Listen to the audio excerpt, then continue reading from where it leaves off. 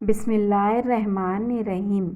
سیدنا ابو امامہ رضی اللہ عنہ بیان کرتے ہیں، رسول اللہ صلی اللہ علیہ وسلم نے فرمایا، میں ذمہ دار ہوں ایک محل کا جنت کی ایک جانب میں اس شخص کے لیے جو جھگڑا چھوڑ دے اگرچہ حق پر ہو، اور ایک محل کا جنت کے درمیان میں اس شخص کے لیے جو جھوٹ چھوڑ دے اگرچہ مذاق ہی میں ہو، اور جنت کے اعلی منازل میں ایک محل کا اس شخص کے لیے جو اپنے اخلاق کو عمدہ بنا لے۔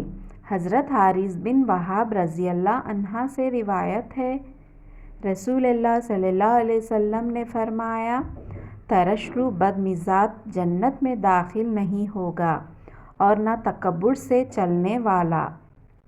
اور جواز کا مفہوم ہے سخت مزاج بد خلق۔ نبی کریم صلی اللہ علیہ وسلم نے فرمایا، بلا شبہ اللہ پر حق ہے کہ دنیا میں جو چیز بھی سر اونچا اٹھاتی ہے تو وہ اسے نیچا دکھا دیتا ہے۔